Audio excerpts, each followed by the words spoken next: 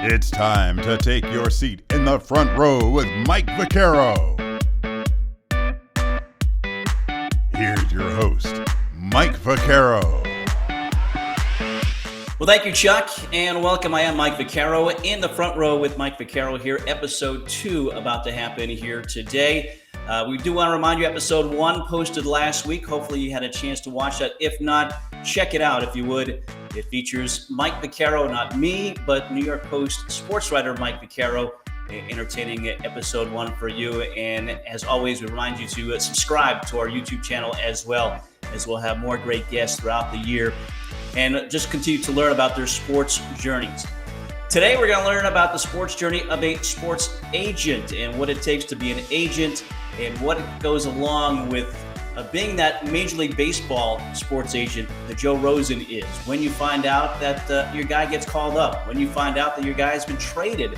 So we have that coming up. And also, stay tuned to the very end. You don't want to miss it. We're talking iconic hip-hop groups that he had a chance to represent as well. So all that ahead, episode 2 of In the Front Row with Mike Vaccaro. Well, Joe, first of all, we appreciate you joining us here today and maybe educating us a little bit about a sports agent, the role of the sports agent, certainly for you on the Major League Baseball side, but thanks for joining us today. You got it. It's great to be here, Mike. Good to see you again. We're in North Carolina. You're up there in Boston and getting ready for your day, I guess. But, again, we want to learn about your background and what took you to this point to become a sports agent. And for you, you're living in Boston right now, but you grew up in Delaware and you played sports, as you were telling me earlier. How much of a factor were sports in your life growing up as a young kid in Delaware? They were huge. I mean, I grew up in Wilmington, Delaware, near Philly. I'm a Cowboys fan, so don't hold that against me. All my friends at home were Philly fans, of course, but I grew up a Philadelphia fan in every other sport, really, except I was a big Cowboys fan. That's a story for another day. But it was something that I always wanted to do, Mike. From the beginning was work in sports. And I went to Syracuse. I was a broadcast journalism major when I was there. I kind of quickly realized that in front of the camera wasn't going to be the right thing for me, and kind of explored other avenues. I do remember back in high school when I was trying to figure out kind of what I wanted to do. And, there weren't many agents back then, right? I mean, there was a couple.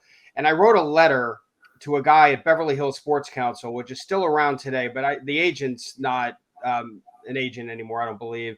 This guy, Dennis Gilbert. I read an article about him in Sports Illustrated. I thought it was the coolest thing in the world. I wrote a letter to him when I was in high school. He never wrote back, but that's okay.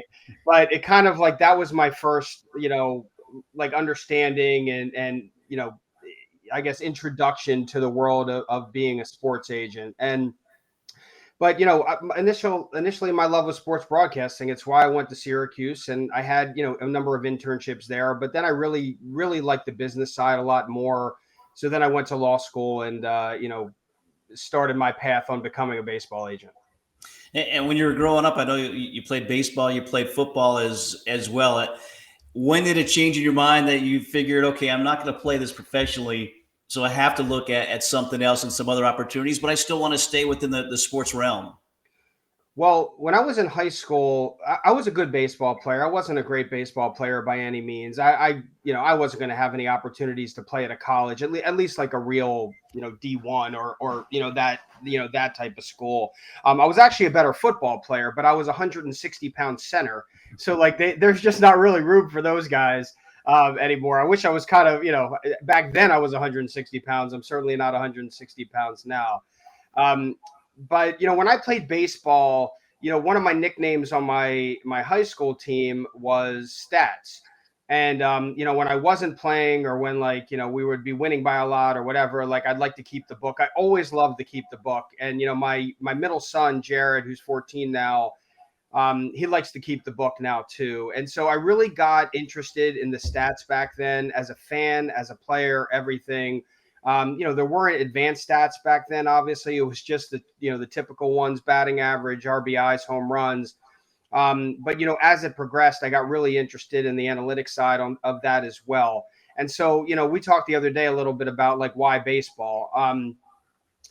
And, I'm a huge basketball fan, huge football fan, always been a huge baseball fan too. But I feel like the business of baseball and the behind the scenes part of baseball, I just know the game much better. Like I can watch a football game, I can watch a basketball game.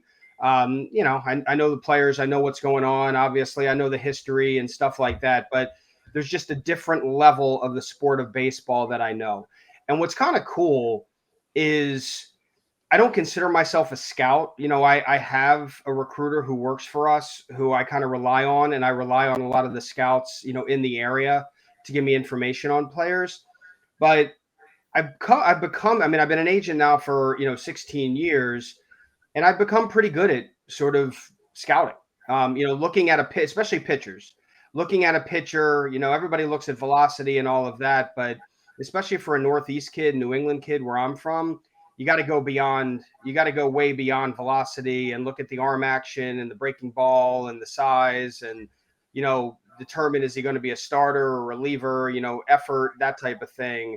And, that's the stuff I'm kind of most proud, I'm a lawyer. I've always been, I've always been, I've done a lot of school. I have a number of degrees, but I think like the thing I'm most proud of in being an agent is just the ability to scout a player. I think that's the coolest thing when you scout a player that maybe not a lot of agents are on, or maybe not even a lot of scouts are on, and he becomes something, big. That's kind of a really, really cool thing. Do you think that's something that sets you apart from other guys? Again, having played it and having that kind of knowledge to see what's out there with, again, potential clients. I think, well, yes and no. I mean, there are a lot of agencies out there that have guys just to do that. And we have, we had guys and we've had guys, to just scout and that type of thing. But in terms of, I think it's just the more baseball you watch, and I've watched a lot of baseball. I mean, the more baseball you watch, the more you get to know, what you're looking for. And I will say the thing that I think sets me apart a little bit is the New England aspect of it. There are not a lot of agents in New England. There's a few. But New England is a different world, right? Our season starts in April. It doesn't start in January. There's, guys have a lot more bullets in the gun than, say, a kid from Texas or Florida who's throwing all year round. And you have to evaluate a little differently, and you have to prepare your players a little differently. I'm talking about at the amateur level, because, when they're, most of the guys, like I visited with a high school player last night, whose season starts in mid-April. And, there's some guys out there, players in Texas, Florida, guys like that are starting in January. And they have 3 months in front of the scouts before your guy ever gets seen the first time. And you have to make sure that first time they come out, the scouts are there and they're ready to go. Because if you have a guy the first time out who's like building up, and it's April 15th, and they go out there and they're 85 to 87, scouts may not come back. So it's just a different world. So, in terms of scouting, I don't think that sets me apart, but I think the New England part of it does a little bit. Let's backtrack for a moment here to Syracuse again. You go there, you thought you were going to get into broadcasting, and you changed your gears. You're smarter than me, certainly for that. But and it was an internship that you said kind of opened your eyes a little bit. While it was a good internship, it still kind of made you think a little bit about what your career path was going to be. So, when I was there, I mean, I was around a lot of people. What's really cool, and I mean, this is just to sidetrack a little bit, is that I still stay in touch with so many people that I went to Syracuse with and I was at Newhouse with, including yourself, Brad Como, who's at SNY, Dave Pash, who, he was a fraternity brother. He lived across the, hall from me at Syracuse. And, I got to see a lot of folks who were on air and what they were doing and how good they were. And I think I could have done it, but I don't think I would have been as good. Like, I just don't think it would have been my calling. And you see, right, there's a lot of people out there that do it that aren't as good, and they just keep fighting and fighting and fighting. And it's hard. It's a really hard business. I mean, every business is hard. But, whereas a lot of folks in college went abroad, I did a semester in Washington, D.C. through the Washington semester program at American University. And one of the main reasons I wanted to do it was, I was so sports all the time. And it was 1993. Bill Clinton had just been elected. It was the semester of his inauguration. I thought being in DC, which has always been one of my favorite cities, would be the coolest thing in the world. I worked for WTOP, which is the all news radio station in DC. Kenny Albert was actually the sports guy when I was there. I didn't really do that much sports. It was more just I was a reporter who couldn't go on air, right? Like I went out and recorded and interviewed and did goofy stories. Like I went to like fairs and goofy stuff, nothing serious. I went to Capitol Hill a couple times with other reporters. That was pretty cool. But when I did a good job, and when I left, I got offered a job, or I was still a junior, I was a sophomore when I went down there, so I still had a couple years. But effectively, I got offered a job at a very low amount of pay, like an extraordinary. And I mean, look, I was very thankful. I didn't know what money meant at that time. I mean, I was like 20 years old, 19 years old, and I just said, man, I got to sort of rethink this a little bit. And so while it was a great thing, I ended up, deciding to go to law school and kind of follow this route. When you initially went to law school, did you have sports agent in mind, or did you just think, hey, I'm going to do corporate law, I'm going to do whatever and get that law degree? I always thought, I always knew I wanted to go into sports. It was kind of when I was looking at law schools, I looked at schools, but I more looked at cities. And I've always been a Northeast guy, but I really wanted to go to cities that had a lot of sports and entertainment. I really wanted to go to UCLA Law School, and I didn't get in. It's really hard to get in from out of state, and I'm not sure what it's ranked now, but back then it was ranked top 10. It was really ranked very, very high, and I didn't get in. And that was a little disappointing because I thought I wanted to be in LA and all of that, but it worked out great. BC is a great school. It was a great school. It still is. And I teach there now. And obviously in terms of going somewhere for professional sports, at least, there's no better city in the country than Boston. So while I was there was an Arts, Entertainment, and Sports Law Society, which I was a part of. I was part of setting up a symposium there for a couple years. After my first year of law school, I was a research assistant for a contracts professor, but I also interned for a football agent, a guy named Brad Blank, who was a big-time football agent in Boston for a long time. He also did a lot of media. He's kind of still doing it, but not as much as he used to. And I did, I was sort of the gopher at the time. I filled envelopes. I went on a couple recruiting meetings, but not much. But I really worked with his recruiter to help get guys in. And it was neat. Like he represented guys like, Rondé Barber and Tiki Barber. And I mean, he had some really, really good clients, really legit clients. He represented Mike Mamula when he was the 9th overall pick or 7th overall pick, or wherever he was. Like he had some really good clients, and it was really good experience. Now, when I knew that coming out of law school, I would have to go to a law firm first. I didn't play professionally any sport, and I had to take out loans to go to law school, so I needed to pay them back one way. But my goal was always to go to a law firm and be, I started as a corporate lawyer, and work my way into sports. And I went to one firm, Testa Hurwitz and Tebow, where that didn't really work out. Like they were so busy and they were so public company IPO driven that they just didn't have time for other stuff. But then the second firm that I went to in 2000, Goulston and Storrs, allowed me to pursue the sports side, not really the player side, which is why I left and kind of went on my own, but really at least get into the sports arena. And you also founded your own agent or a law firm as well, Brown and Rosen. How did that kind of get you closer to that goal? So in 2005, I had been practicing law for about 7-8 years, and I talked to the folks at Goulston. So a little backtrack a little bit. When I was at Goulston in 2001, John Henry bought the Red Sox. My firm, Goulston and Storrs, represented 2 local guys who tried to buy the team, and I was involved in that deal as a third-year associate. I wasn't running the deal by any means. I was a third-year associate, but I was involved in the deal and really got involved in the baseball side of that deal. our guys didn't end up getting the team. Obviously, Henry did, but then I got to do some other sports stuff there as well, more transactional. But I really wanted to do player side. So if I had stayed at Goulston, I would have continued to be a corporate lawyer, and probably 10 to 15% of my practice would have been sports related, not player related, but transactional related. And that would have been cool. But I really wanted to do the player side. It was really what I'd always been interested in. And if I did that, I really had to go on my own. So I went out and, I'm still a practicing lawyer. All my clients know that. But the focus of what I do is on baseball. So I have Brown and Rosen. And then we have our agency, Icon Sports, where I'm a partner, with 3 other guys. And, I focus on representing baseball players.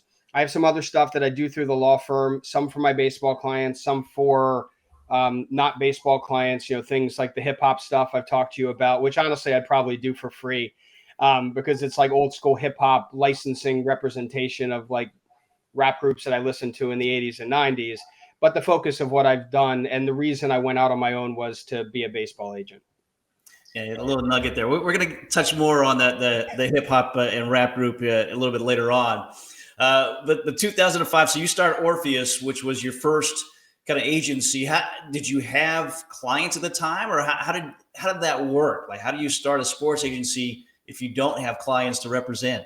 It's a good question. So the very first year, I thought I was going to be Arn Tellem. So when at Goulston, I did the Red Sox deal, and our guys didn't get it. And then I actually worked on the purchase of the Celtics too, for clients, and they didn't get it either. So I got to know the CBA, the basketball CBA as well.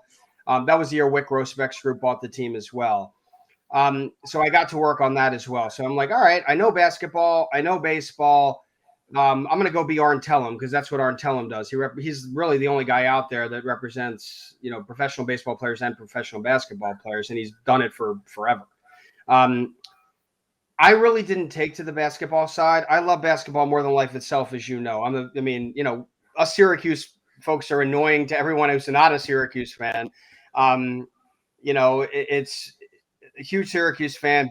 I grew up a Pistons fan because I loved Isaiah Thomas. He's on the wall behind me, but I've kind of gone back to the Sixers because that was kind of my first love. And, this Ben Simmons thing, that's another conversation, but we can talk about that another day. So the first year I started doing baseball and basketball. I went to a camp. My partner, Chris, who's been my buddy from law school, is still my partner today. He knew about like these guys that needed representation for this Chinese basketball camp in Oregon. And it was not Chinese basketball players. It was American basketball players who were going to go over and try out to go play in China. And I went to this place in Eugene. It wasn't even, I say Eugene, Oregon. It wasn't Eugene, Oregon. It was like an hour and a half from Eugene, Oregon. I flew into Eugene, Oregon, and then got on this random bus and got driven out to this facility and stayed there for 3 days. And, I'm 5'7". Everybody there, it was like a big man camp. So everybody's there is 6'10". Really the only redeeming part of that trip for me was that Craig Forth was there, who, people don't know was on the 2003 Syracuse national championship team. So I basically was like a fanboy to him, all week. But I quickly realized basketball wasn't where I was going. Like I realized it within the course of 2 or 3 months, and really, really focused on baseball. So to answer your question, I had a buddy of mine from law school who became an agent right out of law school. He's worked for a couple companies. He's actually retired now as an agent. He still is a lawyer, but he represented Nick Markakis his entire career. That was his big guy. So, I really asked him a ton of questions, Mike. It was like, how do you get players? Where do you go get players? That type of thing. So I really just, I got a couple referrals from guys who were like low-level minor league players, who couldn't find an agent. I'm like, well, I don't have any players. I might as well, take these guys on. But really what I did at the beginning was I went down to the Cape Cod League, which is, the premier amateur league in the country, wood bat, summer, collegiate. And I live, an hour from there. And I just watched baseball. And I talked to so many guys. Now I only recruit, like 3 to 4 or 5 guys a year. Back then, I mean, when I went to the Cape my first year, Mike, I think I talked to like 25 guys, and like from every area of the country. Like it was crazy. I focused on guys that I didn't think other agents would be focusing on, guys who were seniors in college, guys a little under the radar and stuff like that. But I made a lot of mistakes too. There was a guy from Northeastern that I really wanted to talk to. Um, and I was at a Cape game and I called him over and he came over and it wasn't him. It was a different guy. And like, I'm like, Chris, come here. I need to talk to you. He comes over. He's like, my name's Matt, and like, I'm like, oh, and I had to kind of figure out quickly who he was, and play it off that way. But that was really how I did it. And, in my first draft, which was 2006, I actually had two big leaguers. A guy, Chris Pettit, who I still talk to this day. He's been retired for a long time. But Chris Pettit, played in the big leagues with the Angels. He was a 20-something round. I think it was 28th round senior signed by the Angels who got to the big leagues, 2006. And then Ryan Reed, who was a pitcher at James Madison from Portland, Maine, who was a 7th round pick that I'll be honest, I got lucky on because he was a sophomore eligible, and I don't think anyone knew he was. And I got lucky that I found that out. And so I went up to Portland, Maine, and he ended up signing with me. And he was a 7th rounder in my first draft, so that was kind of cool. But, I was representing guys like Chris Pettit went to Loyola Marymount. And so I'm flying back and forth to L.A. And, my second draft was 07, and I had Eric Ferris, who played in the big leagues for a while. He was a 4th rounder. And then I had another guy out of LMU. I had this like LMU, like this whole contingent. Angelo Sonko was a 4th rounder in 09. So I was like flying to LA. I was flying to Florida. I was flying all over the place. And obviously I still do that to see, the big league guys and the minor league guys now. But now that I've been doing this for 15, 16 years, I tend to focus more on Northeast players, kind of, from North Carolina or South Carolina up through Maine. I really focus on the Northeast, and a lot of the guys that I represent have New England ties. Obviously, like you said, you're scouting, you're looking at the talent, but then it's building that relationship. How hard is that sometimes? Because, as a sports agent, and they've got, I'm sure, college coaches in their ear, a lot of people in their ears if they're a high school kid coming through, or if they're a college kid as well. How hard is it sometimes to build those relationships?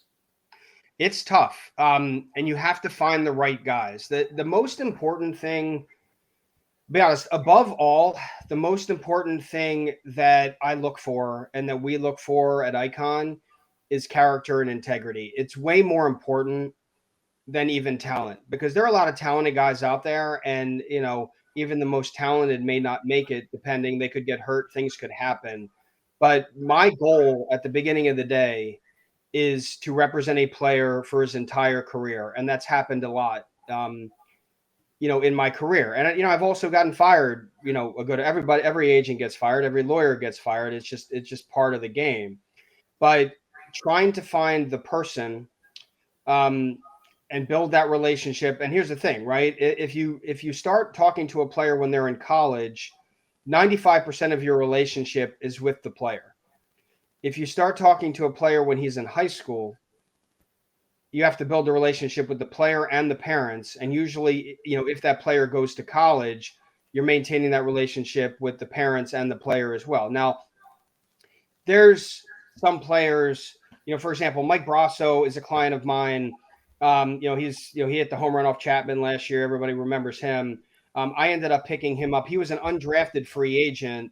And I was referred to him by a former client of mine, Craig Albernez, who's now the bullpen coach for the San Francisco Giants in the big leagues. And Albie was coaching Mike in Australia, and he like DM'd me, from Sydney and said, Joe, like, you got to sign this guy. Like, you have to sign this guy. So I ended up signing him when he was in AA, and I'm as close to him, I'm incredibly close to him. But I didn't represent him in the draft. So it's because I ended up picking him up a couple years after the draft. So in that situation, he's an adult. I've met his parents, but I don't regularly talk to them or something, that much, because, I met him as an adult effectively. But, I've been able to build that relationship really strongly over the last, 4 or 5 years. But when you're building a relationship in the draft, it's sometimes a longer building relationship, and you're building it with not just the player, but with the parents. So you have to find not only the right player, but you have to find the right parents. And sometimes finding the right parents is harder. Yes, I certainly understand that. And talking with some college coaches, it's definitely unique when you have those parents involved as well. And name, image, and likeness now is coming to the forefront on the college level, and I love that cup there with the Syracuse with Otto on it. Name, image, and likeness, does that change what you're able to do when you look at the college athletes that you're trying to recruit? Do you have more contact with them? Does that change anything from that standpoint? Well, it's still really new. And, as we've talked about, I've been talking about, not as an agent necessarily, but more as sort of an academic, I guess.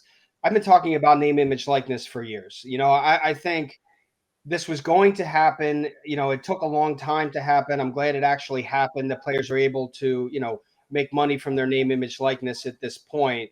But it's so new. And it's not necessarily, it's state to state, it's college to college, and it's player to player. So I think there's a lot of things that are still, excuse me, being worked out a little bit. Now, how much are, you know, professional college football players, like, there's, college football players are prominent, right? I mean, Buddy Boeheim, who you probably follow on Twitter and I follow on Twitter, it seems like he's doing an autograph signing or something every week, right? But he's Buddy Boeheim, right? Baseball players are different. It's not as popular a sport. It is in the South, but, you represent a player at, like, BC or Northeastern or something like that. How many types of opportunities are they going to have? I'm not sure yet. It seems to me so far with NILs that, a lot depends on what type of sport you play, but also even more so, it depends on what your social media following is, right? Because, Olivia Dunn, who's a gymnast, I believe at LSU, has, millions of Twitter followers or Instagram followers or TikTok or one of the three or all of the three. I'm not sure. And ask your kids, I'm sure they know. Yeah, exactly. Yes. And I'm sure they do. And, she's going to make a ton of money from NILs. And I don't know how good a gymnast she is. I'm sure she's wonderful, but I don't know that she's making her money from being a gymnast. I think she's making her money from her social media following, and that's totally fine. So I've had NIL conversations with my players. It's still sort of at the infancy stage for that. The thing I'm a little not nervous about, but we're a medium-sized company. We represent, between 60 and 70 players. We have 12 guys in the big leagues this year. We had the 7th overall pick in the draft this year. We have first rounders every year, just about every single year. So we're not a mom and pop shop by any means, but we're not this massive company like CAA or Excel or Scott Boras or whatever. They're going to have people at their company that are dedicated and devoted to NILs for players. Whether it's getting them like $500, for a semester or something, that's $500 that they didn't have. So that's something we're working through right now. We're looking at hiring someone. We probably will, and working on doing that for our players, because on that aspect, we're going to need to compete and make sure that a player that we really want doesn't go to Excel or Boris or CAA simply because they have 5 marketing guys working for them. Yeah, certainly. As you and I talked earlier this week, it's a competitive business to begin with. And then, like you said, those bigger firms certainly have a little bit of an advantage. I want to look at the process of a player from an agent standpoint. And I want to look at it through Josiah Gray, who I know is one of your clients. He's currently with the Washington Nationals, got a win on Monday night on the road in Colorado, which isn't easy. No. And just his story is very unique. And as you and I talked earlier this week, you think he's really has a chance to be something special. But he's a guy that pitched at Lemoyne College, which is in Syracuse. It was at one point, I think, Division I for baseball only. First of all, how'd you find a guy from Lemoyne College and see the potential in him? So I rely, even though I do trust my eye and, I go out and, watch players a lot, I really rely a lot and have developed really strong relationships with Northeast area scouts. I mean, scouts, scouting directors, cross-checkers, everyone. But, especially the Northeast area scouts.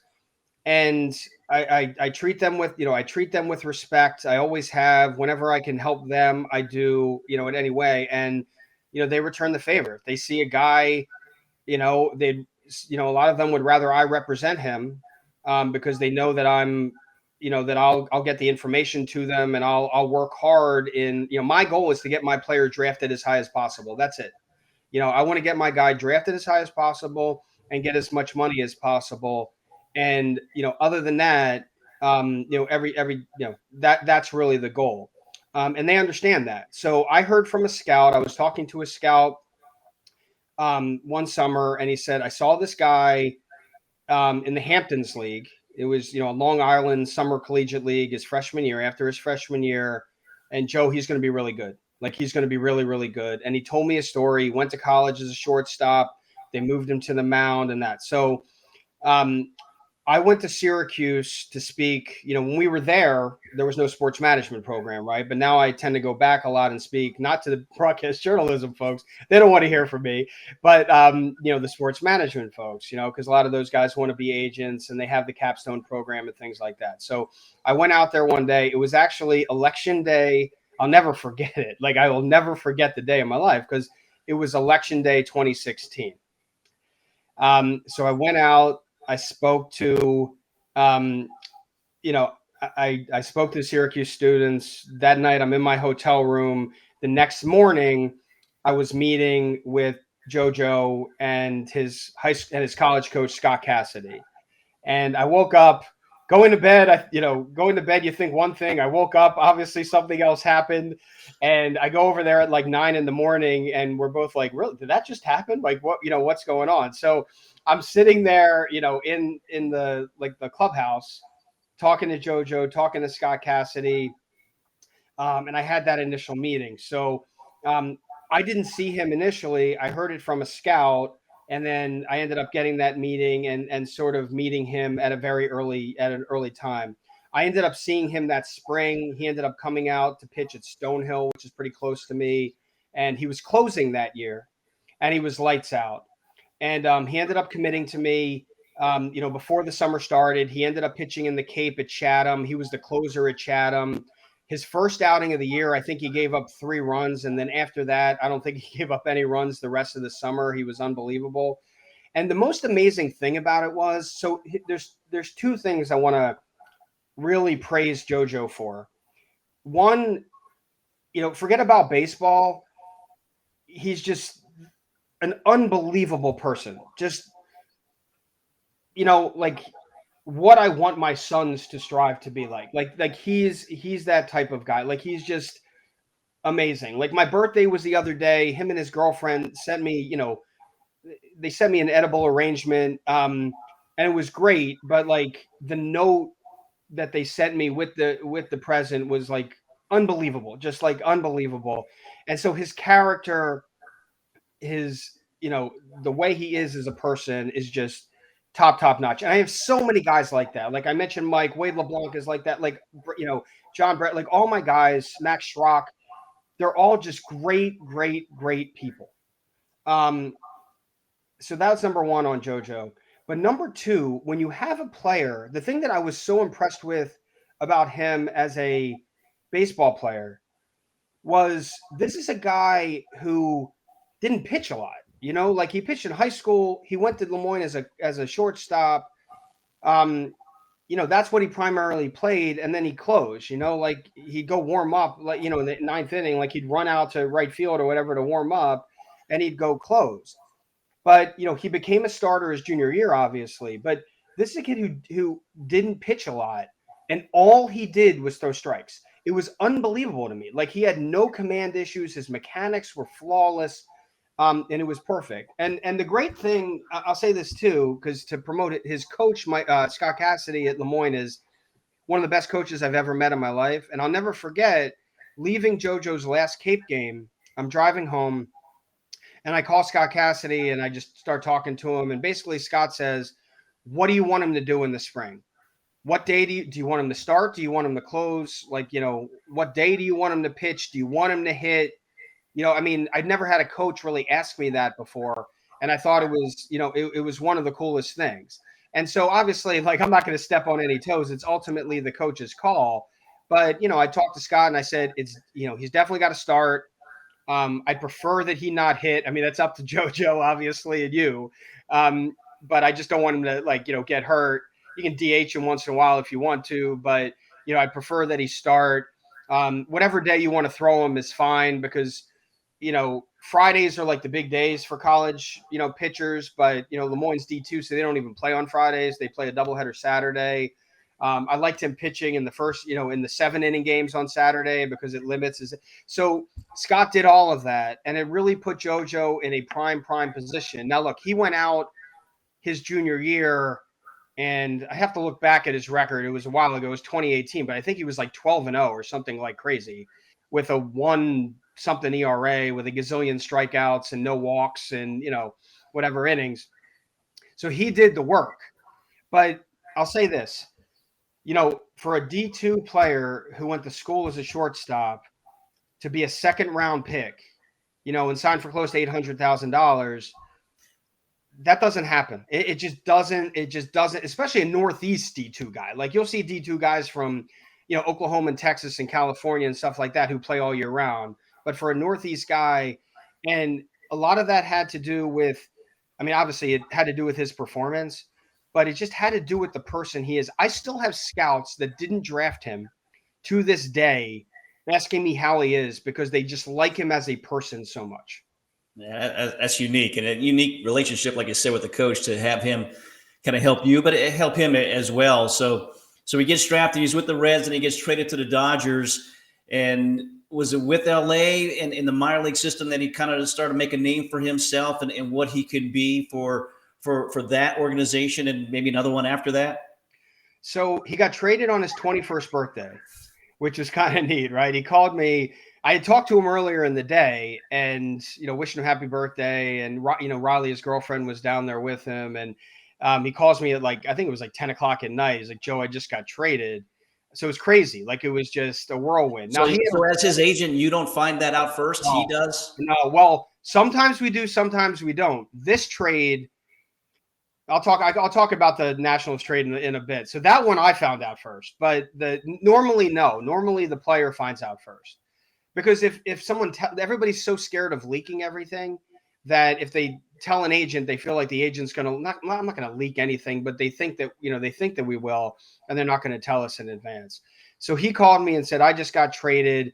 But the thing was, look, the Reds have definitely turned the corner on development over the last, 5 years, especially the last 3 years, but no one outdevelops the Dodgers. You know that. It's just, so for him to get traded from the Reds to the premier development organization in baseball was kind of neat, and they really helped him become a big leaguer. That's really what they did, and, I think he would have gotten to the big leagues last year if there wasn't, the COVID situation. I'm almost positive it. If there was a full year last year, he probably would have started in AAA, maybe AA, but probably AAA, and he probably would have gotten to the big leagues sooner than later. That's okay. But they really helped develop him. And, what we talked about, Mike, the other day, I just think his character, first and foremost, but he's a really, really special pitcher. And I know it's high. Look, I know I'm talking about one of the best pitchers, probably the best pitcher I've ever seen in my life, in Pedro Martinez. But that's who he reminds me of a little bit. And Pedro had the changeup, JoJo has the curveball, and I get it. But there's just something when he's on the mound. It's composure, it's confidence. It's just perfect example the other night, right? He's pitching in Colorado for the first time. And I did not have a conversation with him about pitching in Colorado before he pitched in Colorado. But, his first fastball was 92. And, normally his first fastball is 95, right? He's 90, 94, 96, just with about just every fastball. And, it goes down a little bit. You just got to grip it differently and do other things, right? So the first guy in Colorado, Tapia, hits a smash to right field, lines out. And then I don't know if you saw, but then he hit Brendan Rodgers in the head, right, with a 1-2 fastball.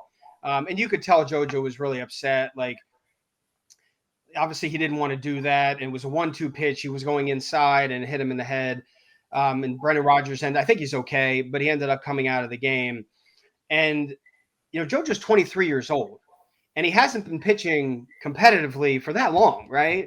And like that could take a toll on a guy. And after he was lights out, like he faded a little bit in the sixth. He walked a couple of guys, ended up giving the bases loaded triple.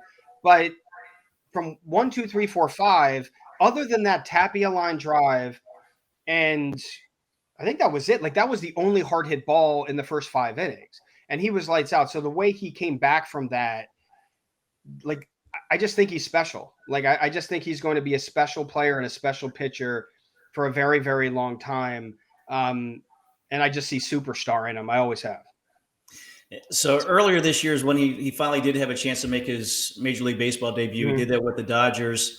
When do you find out about that? Because I saw that you were there in Los Angeles for that debut. So obviously you're going from Boston to LA out on the West Coast. So when do you find out? Who tells you that your client is getting the call up? So we knew on that day that there was an opening, and JoJo was banged up at the beginning of the year. He came back a few weeks before in Oklahoma City, and he had like 3 outings, I think 2 or 3 outings, and he was lights out. Like he was back to himself. He was throwing 95, everything was working. And, he was the guy. Like we thought that he might be called up. I think it was a Tuesday or a Wednesday. We thought that he might be called up that day. And I actually talked to someone in the front office with the Dodgers who normally, I've known this guy for a long time, and normally they just, you ask him, hey, are they going to get called up? And I don't ask that a lot, but they'll normally just say no, or they'll just normally say, I can't tell you.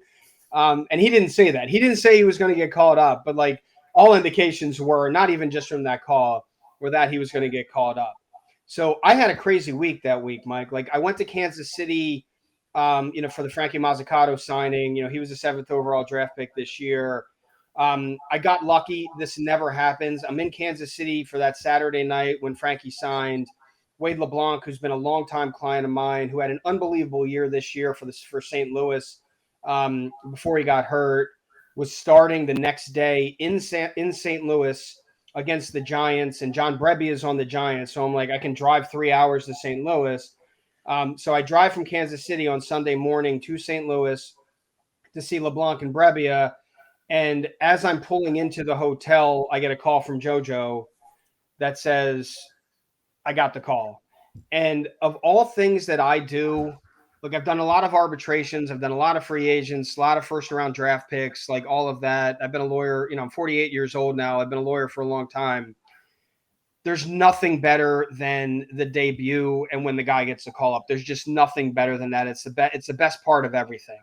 Now, Mike Brosso's home run in the ALDS last year was pretty good, but like the call up when a guy calls you, and I've had a few of them in the last couple of years. I mean, JoJo got called up this year. We had 3 other guys get called up this year: Ryan Valet, Jonathan Heasley, and Greg Dykman. Max Schrock got called up last year in COVID, even though that kind of stunk because I couldn't go. Brasso the year before. So we've had a lot of call ups in the last few years. But when I'm pulling into the hotel, so he's like, I'm starting Tuesday, or actually he was the bulk guy, right? He didn't end up start. So I'm like, do I have enough clothes? Am I here? Whatever. But I had a flight back Monday morning to Boston, and it was just too complicated to change it wasn't like I was in Chicago. I was in St. Louis. And so I just ended up flying back on Monday to Boston, said hi to my wife and kids, and then flew out Tuesday. But the good thing I got was LA is 3 hours behind, right? So I got that extra 3 hours. So I ended up flying out Tuesday to LA to see his debut. And, his mom was there, his brothers were there, his girlfriend was there, his girlfriend's whole family was there. He got interviewed. It's a really cool experience. There's literally nothing better than when a guy debuts. It's just the coolest. It's just, it's what makes this job. It definitely does. I would think. I mean, again, you have 3 kids. It's kind of like seeing your kids succeed. It Like is. you said, when you get that news that they got the call up, not just their hard work, but your hard work to get them to that point, and it certainly comes to fruition at that point. It is. It's exactly like it is. I do feel, especially, at the beginning, I was more like an older brother, right? Now that I'm, at the beginning, I was 30 years old, or 32 when I started this. Now I'm 48. So, you're the young dad, though. You're the young I'm dad. Exactly. But it is. It's just like that feeling. Look, not everything. I don't want to make this business out to be, I know it's a sexy business and whatever, like, everybody wants to be a sports agent, and like, this is what I've always wanted to do, and I'm ecstatic about it, and there's nothing I would change. But it's not, I mean, there's some tough parts about it, right? I mean, like, there's big companies out there bigger than us that all they do are go around and try to poach players in the draft. And when you get into the big leagues and tell them I represent Derek Jeter and I represent this guy, and and it's not like I said, it's not like we had 12 big leaguers. We have 2 big free agents this year, 3 big free agents this year, with Andrew Heaney, Steven Matz, and Wade LeBlanc. And, we're doing arbitrations every year. We're doing free agencies every year. I'm with the group that represented Ken Griffey Jr. his entire career. Brian Goldberg was his agent. He's still working with us part-time. So, we've been around a lot. We've done a lot of really good deals. But, these big, bad wolf companies come in and try to steal our guys. And you just have to hope that you built enough of a relationship with a guy and shown them that you do good work, that they'll stay. And most of the time they stay, but not all the time. And those are difficult times. I married my high school girlfriend, so I haven't really had to deal with any breakups like that in a long, long, long time. But that's what it is. When a player who you've represented, calls you up and effectively, it's the same thing. I'm going to go in another direction, right? Like, that's what they always say, like making it sound like we don't know what that means. It's not you, it's me. That's exactly what it is. You've been awesome, Joe. Like, there's nothing I would change, but I think these guys are better for my career. It's not true. They've represented more guys. That doesn't mean they've done better jobs. In fact, I would say the opposite. It's just they're bigger. That's it. And so that's the part of the business that really stinks and you have to deal with, and we deal with every day. But that's why we go back to what we talked about, is you want to represent not only the best player, but the best person, because the best person sees what you've done for them and doesn't see what someone else says they can do for them. Yeah, it certainly is a tough business when you look at it. And, this year you talk about trades and the craziness of the Major League Baseball trade deadline this year. And again, you go back to Josiah Gray, and he was a big part of maybe the biggest trade potentially during that time that really helped out. I think both teams, obviously the Dodgers, who got Max Scherzer and Trey Turner, but then the Nationals, who got Josiah Gray, part of that package as well. Keibert Ruiz, a catcher in the minor league system for the Dodgers as well. What was that like to be kind of in the middle of that frenzy at the very end and have Josiah be part of that big trade? So that one was very different than the first one. The first one, JoJo had just been drafted.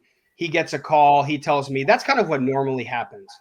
This one, he's in the big leagues, right? They were in San Francisco, I think. And they were flying to Arizona, and he was scheduled to start the next day. And he's on the airplane, and I'm on Twitter and, flowing through, and, everyone thought Scherzer was going to San Diego, right? Everybody thought Scherzer and Turner were going to San Diego because that's what was reported earlier on, and it didn't end up happening. And then I see that he's going to the Dodgers, right? That Scherzer and Turner are going to the Dodgers. And all I'm thinking to myself is, if they're getting Max Scherzer and Trey Turner, there's no way, first I saw Ruiz, and I'm like, all right, that makes sense. And I'm like, well, it's not just going to be like, there's no way. I mean, it's like the best pitcher in baseball, along with one of the top, he's leading the league in hitting, right? Turner's leading the league in hitting, and he's got another year. So I'm like, it's got to be. And so then you start seeing rumors on Twitter about JoJo's name, and I can't remember who I saw, it was Ken Rosenthal or John Heyman or one of the guys reported while JoJo's on the plane that it was him. And so I called the front office guy because JoJo's on a plane, like, and his Wi-Fi wasn't working. I don't know what was going on with there, but I texted him and I'm like, stay off Twitter. Just stay off Twitter for a little while. And he's like, I see, or whatever. Finally, his Wi-Fi started working. By the time he landed, he had been traded. Now, it wasn't official, I think, until the next day because they needed to work out some details. And Scherzer had a no trade clause and stuff like that. But that was a very different scenario. That was one where I don't even want to say I knew it before him, but the media reported it. It got leaked somehow. I mean, everything always gets leaked, but the media reported it. And look, I'm not blaming the media. I mean, that's my background. You're just doing your job. Like, I get it. Right. But the media knew about it before JoJo knew about it and before I knew about it. And that doesn't happen a lot. Like, that doesn't happen as much as you'd think it was. There's all these rumors reported around trade deadline and stuff like that. And some of it happens, some of it doesn't. I remember getting like DMs from, certain guys in the media about Heaney, who ended up getting traded to the Yankees, saying like the Phillies are going to trade for him. I'm hearing the Phillies. I'm hearing, was it Tampa? Like it was this. And obviously none of that happened. And he ended up going to the Yankees, who no one thought he was going to go to, and it wasn't reported at the time. So, but that was a really unique situation. Now, in terms of him going to the Nationals, I think this could be, look, the Dodgers have developed him, right? He's a big leaguer now, and he's ready to go out there and compete at the highest level. Going to the Nationals, who are not a small market team by any means. They won the World Series 3 years ago, right? Or 2 years ago, 2019. 2019, right? They just won 2 years ago, right? Yeah. 2018 was the Red Sox, right? So, okay. 2019, and they're going to build something. Mike Rizzo is not going to like rebuild for 2 years. Like they're going to go out this offseason and spend money. So I think this can be really good for his career. He's an East Coast guy. He immediately stepped into that rotation. He'll be expected to be part of that rotation for a long period of time. Whereas when you're with the Dodgers, no one thought they were going to sign Trevor Bauer this offseason. I'm sure at this point they probably wish they didn't, but that's okay. But, when they signed Trevor Bauer, that's just one more Cy Young Award winner ahead of him. And now in D.C., it's his spot, right? Patrick Corbin's pitched better lately. I'm sure he'll be back with the team next year. He's been really good in the past. Also a Syracuse guy, right?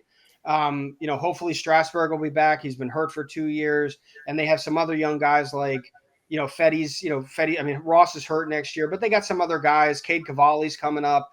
So, like, this team isn't that far away. In my opinion, people will kill me for saying this, and maybe I shouldn't say it because I certainly don't represent him. But in my opinion, right now, it's hard to say anybody's better than Mike Trout. But right now, today, September 29th, Juan Soto is the best player in baseball. Like, he doesn't get out. Like, I know he went 0 for 4 last night, but he doesn't get out. So you have the best player in baseball out in right field. Lane Thomas has stepped up. They have some other parts, obviously Josh Bell has another year. He's played well. Ruiz is there. Luis Garcia has shown that he's a pretty good player. They need to rework the bullpen. The bullpen's tough. But they have, and they're in the NL East, which of all divisions is the division you probably want to be in, right? Or at least one of them that you can compete, because the Braves are going to win that division this year with the worst record, I believe, of any division winner. So there's no reason they can't compete this year. And so I think he would have been in the Dodgers rotation. I really do, because he's that type of player. And maybe there's a few more marketing opportunities in LA than there are in DC. But at the same time, I think he's got a chance to be like the main part, like him and Juan Soto and maybe Josh Bell, if he stays, and Ruiz have the chance to be like, the dudes on the flags at the stadium, right? Like, those are the guys, right? Like, those are the guys. Like, I went down to I'm really curious because I'm going to see his last start this weekend. I went to see his start against Philly a few weeks ago, and there wasn't a gray shirt in the store yet. There better be now. I hope there is now, and if not, by next season, I'm sure there certainly will be. Yeah, I'm sure he'll be part of that rotation next year for sure. And as you said, a very bright future. And I love that. I love to see how that kind of evolution goes from, again, like you said, his college days, how you find out about him to where he is right now. And you touched on it. You teased it a little bit earlier. We got to end on this. Again, you represented an iconic hip hop band. You kind of had that buried in your bio as I was looking at it, and I had to follow up. And can you tell us who that was and a little bit about maybe the negotiations that you dealt with at that time? Yeah, I can, and I can talk about who it was. It was actually a few, and we only got into one. But so I preface this to say that I'm 48 years old. I know I've said that a couple of times, but I grew up in the 80s and 90s. Right, we went to college from 91 to 95, and I was in high school obviously from 87 to 91. I grew up. I don't really listen to newer hip hop now. So it's sometimes hard to talk, like some of my players do, but everybody's Lil this and Young that now, and I can't keep them apart. I tell them apart, but that's all I listened to in the 80s and 90s. Tribe Called Quest, Public Enemy, De La Soul, like those were my guys. That's all I listened to. And one of my best friends from probably my best friend from college, Jim Guerrero, who I know who's the producer on ESPN Game Day. That's how we became best friends, because like we were the guys on day 7 at Syracuse who listened to hip hop. Like that was it. Right. So I had an opportunity. A buddy of mine was friends with DMC, Daryl McDaniels from Run DMC. And I don't know what their lawyer, like obviously they're older than me. Right. Like, so they've been around a lot longer. And something was going on with their lawyer, but they were doing a licensing deal, not for music, because they're not really making new music anymore. D is a little bit, but like Run DMC isn't, right? Or maybe they are, and I don't know about it, but like, they're not making, there's no King of Rock coming out, anytime soon. And they were doing a licensing deal, which is, one specialty of mine. I do a lot of licensing, like brand licensing, where someone licensing, it's like NIL deals, right? You're licensing your name, image, likeness to a company, and they would go out and make Run DMC shirts and hats and things like that. So I did this deal for Run DMC. I didn't really get to know Run very well, actually. Like, I don't even know I think I met him once, but very, very briefly. But I got to know D very, very well. And great guy, like unbelievable guy. And I've actually had some other legal dealings with him through other clients and stuff like that. But he was great, and I did this deal, and it was a big deal, Mike. Like it was they got a lot of money for it, right?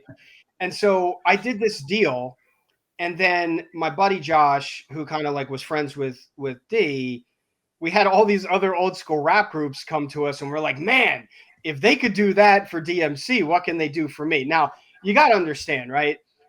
Run DMC is the most iconic hip hop band and probably one of the most iconic music groups of all time. Yeah. So even though they're probably not my favorite rap group of all time, Tribe Called Quest would be, in terms of brand licensing, there's no question on who's going to get more money, right? Like Run DMC is like the Rolling Stones. I mean, like it's that big.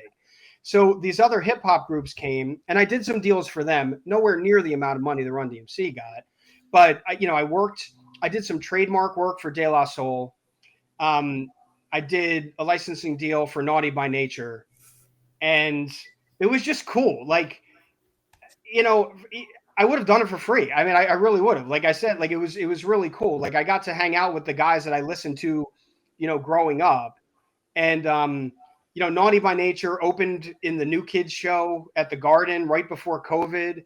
And like I was like, I had like unbelievable seats. I would admit it if I was a New Kids fan. I just wasn't. Like that wasn't my thing. Like I would admit it, I kind of dig the Backstreet Boys, but like New Kids just weren't my thing growing up. But I'm at this show where it's like New Kids, Debbie Gibson, Tiffany, and Naughty by Nature. And we went backstage and hung out with Naughty by Nature in their like, I can't remember what they called it. It was like the plush room. It was like some crazy, and Tretch is walking around in a white bathrobe. I got pictures. I'll show you the pictures sometime. And it was really, really cool. And it's just like, that's not really, licensing and like that type of thing, that is what I do as a lawyer. And like, that is part of what I do. And I do it for baseball players. I've done it. We started working with this apparel company in New Hampshire called Power Forward, which does a lot of basketball guys, but it's sort of name, image, likeness shirts for a couple of guys and stuff like that. And I negotiated the deals there. So it is what I do. But, I would not consider, even though I teach entertainment law at BC Law School, I wouldn't really consider myself an entertainment lawyer. My partner, Chris, is more of an entertainment lawyer.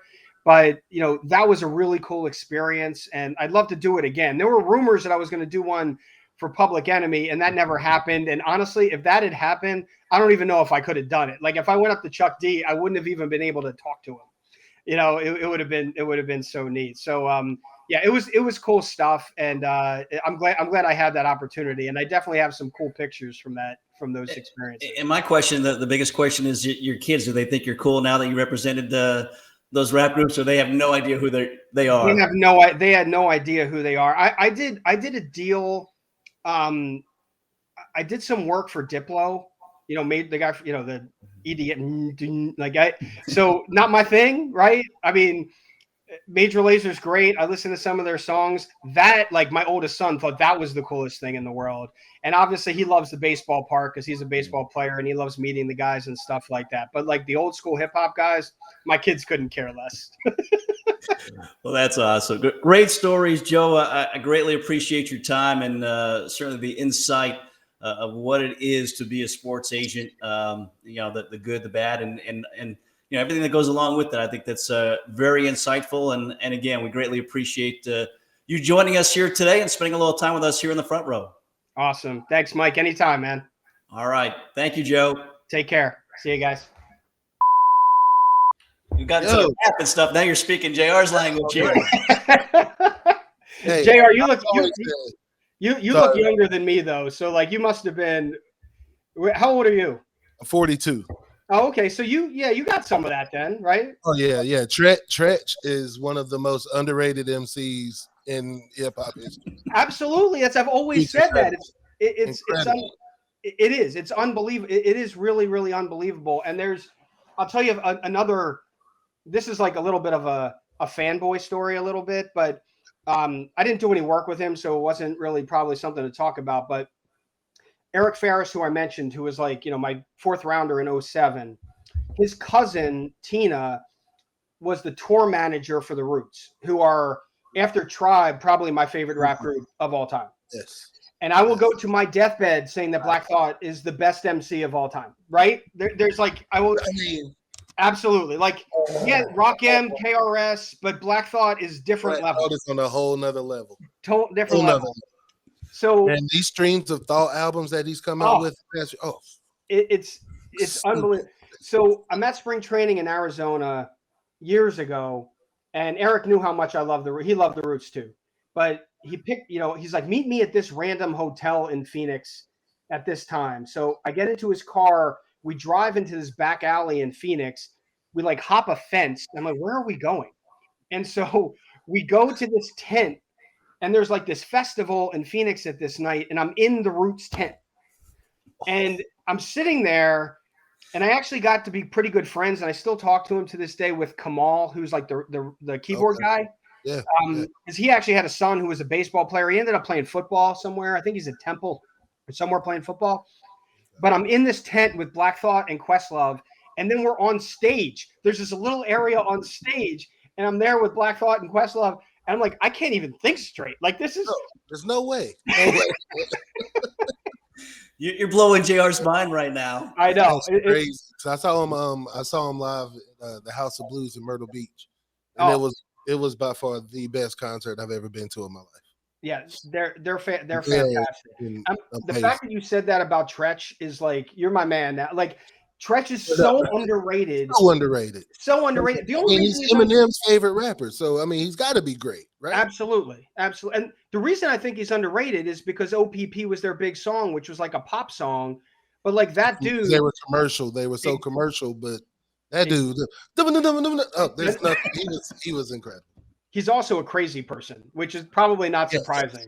Yeah. Which is why him and Tupac were probably so close. It's exactly right. Vin Rock's normal as hell. Like, he's great.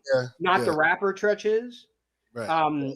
But great dude, like awesome. So. Yeah. Awesome. That's You're not going to play this part, are you? I don't know. I'm still recording. This is good. This is good stuff right here. Yeah, I think you two need your own podcast. There we go. Tie sports and hip hop together. Exactly. Right. Absolutely.